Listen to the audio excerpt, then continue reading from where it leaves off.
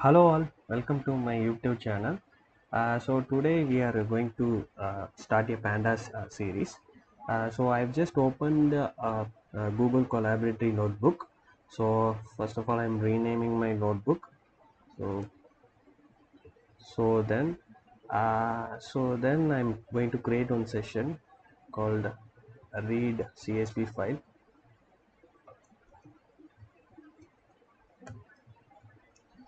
So I'm just moving up at the top. So here this is my style. So currently I'm going to load some CSV file through pandas. So I'm just connecting to my local directory. So we have some samples data in the Google Colab. So I'm trying to reuse these files. So initially we need to import the pandas. So import pandas as PD. So then I'm going to execute it. So now in this pandas library we have a read CSV function which is used to load this CSV file. So to access it, I'm storing it in data frame.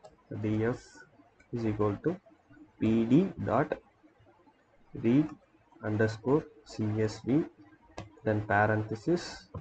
So inside we need to give a string. So I'm just giving a single quotes. So I'm going to read this California housing test.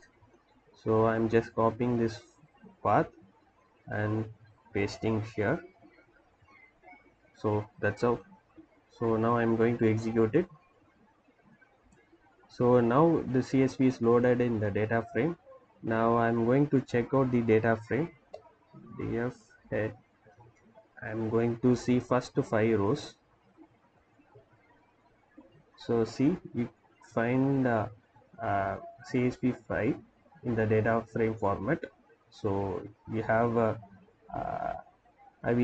checking 5 rows. You have 5 rows and you have columns. So I'm going to find the shape of the data frame. So df that shape. So this will give me how many rows. So I have 3000 rows and I have 9 columns. So that's about today's video. So we will see you in the next video. Thank you.